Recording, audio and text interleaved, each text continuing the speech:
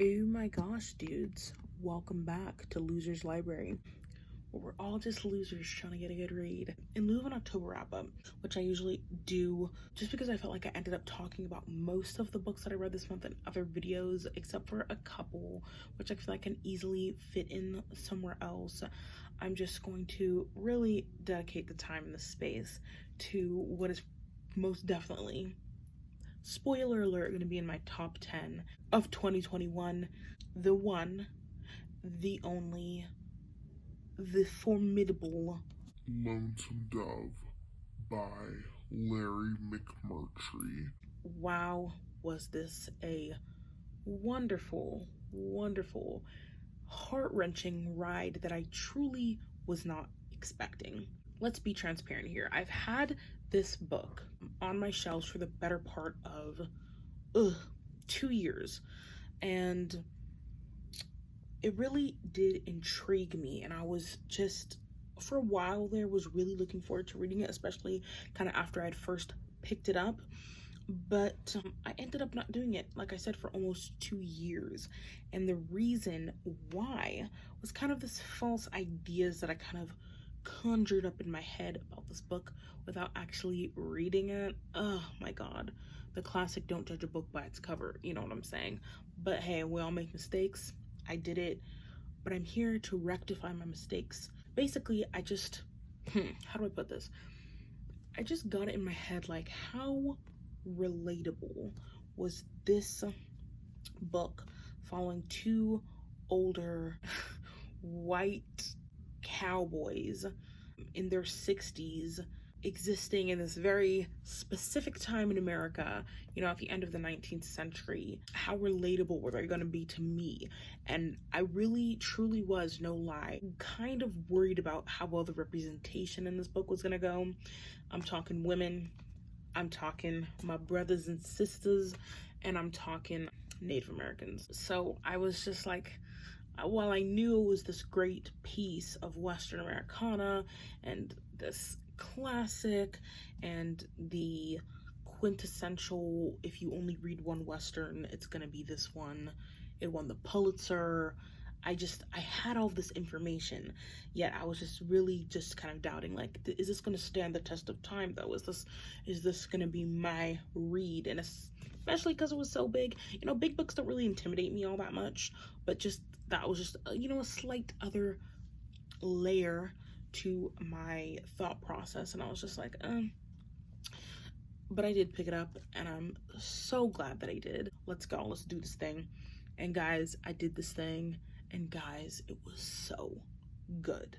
So basically, if you don't know what Lonesome Dove is about, we are following these two kind of rangers, or used to be rangers. Their rangering days are basically over. Call and Augustus, they're two best friends. I've known each other for the better part of 35 years, I think it is. And like I said, their rangering days are behind them. They're kind of have mostly settled into a very comfortable existence in this little town in Texas called Lonesome Dove. But after kind of reconnecting with one of the people from their past in their old rangering days, they get it in their head that they're going to go on this kind of one last hurrah, and they're going to do a cattle drive up to Montana, which is a journey of 3,000 plus miles, and to Montana, which is supposedly the, you know, this untouched rancher's paradise. And, you know, they're gonna go up there and they're gonna settle and they're gonna make a living and they're gonna, you know, get the ball rolling up there, basically. Yeah, so that's what they decide to do. I really love where this book begins, which is with, like I said, these two older rangers. I think they're in their 60s. You know, they're older, so it's kind of not more traditional Western style. You're thinking of this kind of young buck, fresh-faced cowboy. He's gonna go sling some guns and rescue a damsel in distress. Like, this is so far from that and so dynamic. And I really appreciate, like, the age of the characters, which, you know, there's lots of swashbuckling in this book, so it doesn't lessen the adventure, which some people might think it would, but it adds almost this extra layer of depth and respect for these characters that I don't know if you would have gotten if they were, you know, 20 somethings. You definitely would have gotten all this kind of history and wisdom that they had if they were this kind of younger prototype type of cowboy. They get it on this idea that they're going to go on a cattle drive, like I said, and that's kind of the center of all the other events that are unfolding in this novel. There is a large cast of characters, which something that I was really impressed with, because I think that's a hard thing to do. It's a hard thing to have a big cast of characters, while Cole and Gus are kind of the forefront. They're definitely not the only thing going on in this novel. Larry McMurtry really does a great job, like I said, of fleshing out multiple storylines without any of them feeling like cheapened or like less than the main characters of the novel at all. All of them felt like they all got their due diligence. None of them felt like foils or just kind of random throw-in pieces for, the bigger characters to kind of interact with. None of them felt like that whatsoever, and that's something that really impressed me while reading the novel, and definitely was very noticeable. One thing I do want to mention is like one of the things that I was worried about, which was the representation and the portrayal of different minority groups that I was definitely worried about, or kind of just made me not want to read it as much. And I gotta give credit where credit is due. McMurtry I think does a really good job of representing these other groups. So I'm gonna kind of talk about the main three: women, African Americans, Black people, and then Native Americans. I don't want to go too in depth about all of them, but I'm just going to give a kind of quick opinion about how I think it was done in the novel. So one was women. I was very worried. I meant in the kind of classical, more traditional Western world and entertainment, I'm not like super versed on all of that. I have watched a couple Westerns. I've never read any other Westerns for sure, but it's very they're very one note, pretty damsel in distress, love interest type beat is the kind of depth of the women that you get, I think, in the more, in the majority of the genre, film or literature or whatever. And McMurtry does not fall into that trope at all. We kind of have three main women, Clara, Lorena, and Elmira in this book. All were very different, and all were really, really well written. All of them were very dynamic.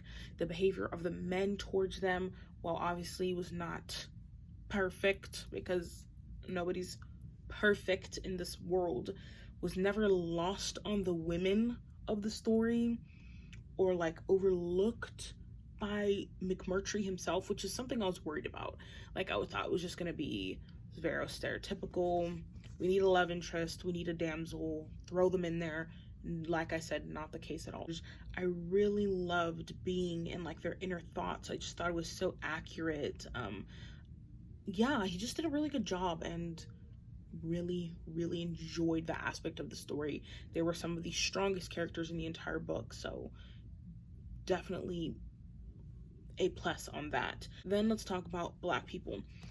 I just want to say quickly that this is not a book that is centered on any of these social issues of, kind of like uncolonized America during the end of the 19th century. This is not that book. This is a book about people and their personal desires and wants and personal lives. Obviously, that's going to be touched by the social issues of the time, but like I said, this book is not focused on those issues. So if you're looking for something that's more on the historic, political side of stuff, this book is not that. It is something completely different. But anyway, let's talk about Black people. So one of the most beloved and capable characters in this book is Dietz, who is a Black man, and his story was chef's kiss. I loved the way that his character was treated. Like I said, this is not a social commentary Though there is pieces of it in there. Race is not very outrightly discussed, except maybe twice, three times very briefly in the book.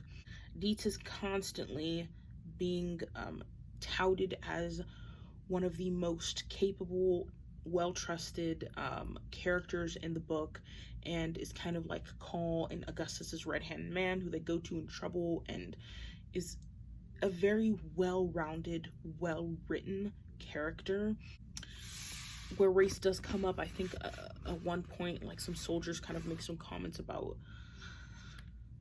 Dietz being a N-word, and his friends, the other people of the Creek Cattle Company come in and defend him. And it wasn't like a big social commentary. It was very much like in defense of a friend type of thing.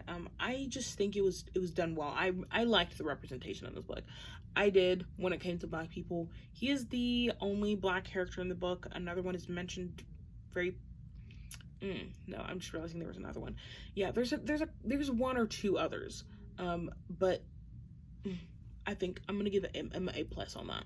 Now let's talk about Native Americans, which is the least developed of these three kind of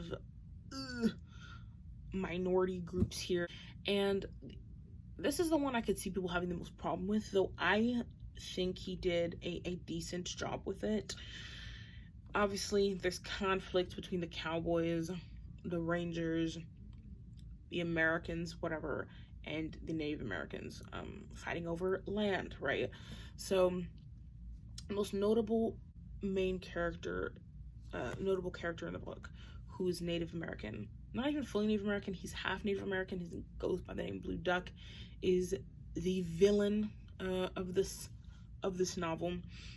He's half white, I think, half Native American, and is just a very kind of basic evil bad guy. I think he was the least fleshed out character of the whole book, if I'm being honest. We know very little about his background. We kind of just know he's a bad guy. And the kind of issue surrounding the conflict with the Native Americans is very lightly touched on and commented on by a couple of the characters, but is in no way a very full exploration. And I feel like this was the weakest point of view in the whole novel. There's a part where Dietz is kind of questioning the justification of the conflict and if they were really doing all the good that they think they were during all of these, this fighting, this constant fighting. There's definitely points. There's a couple of like civil interactions with Native American groups in the novel, and we get to see little pieces of kind of like the consequences of this conflict on the different tribes. We come across like a couple of starving tribes, and like I said, there were some civil interactions between some of them, but definitely not a very fleshed out point of view.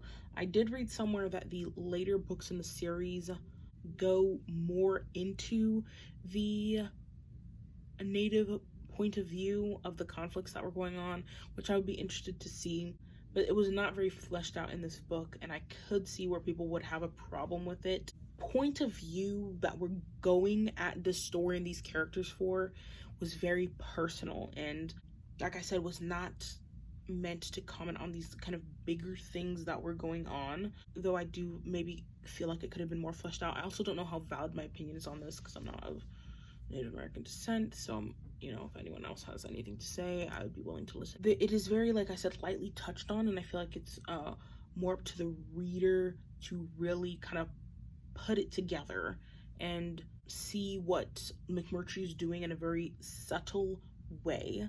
Because if you're looking to read about the conflicts of the colonization of Native Americans and the end of slavery and the beginnings of the suffragette movement, like, it's not in this book. Like I said, this is a very personal story, and I loved it for all of those reasons and more.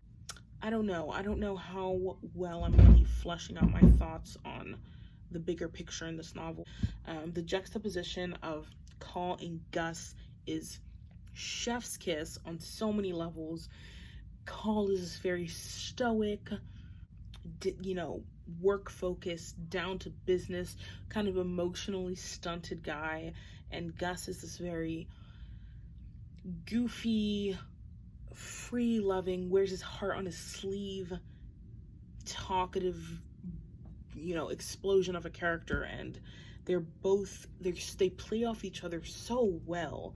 And I really loved their relationship. Something I really do appreciate is this, like I said, not the romanticization of the wild, wild west.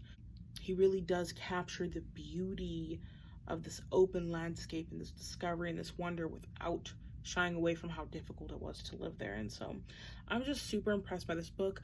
I have Comanche Moon on my shelf over there, which is the prequel to Lonesome Dove. There's four in this series written by McMurtry altogether. Lonesome Dove is technically the third chronologically, but was the first written, so it's kind of confusing.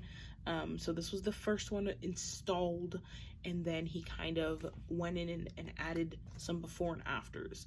I'm really interested in Comanche Moon because I want to read more about Gus and Clara.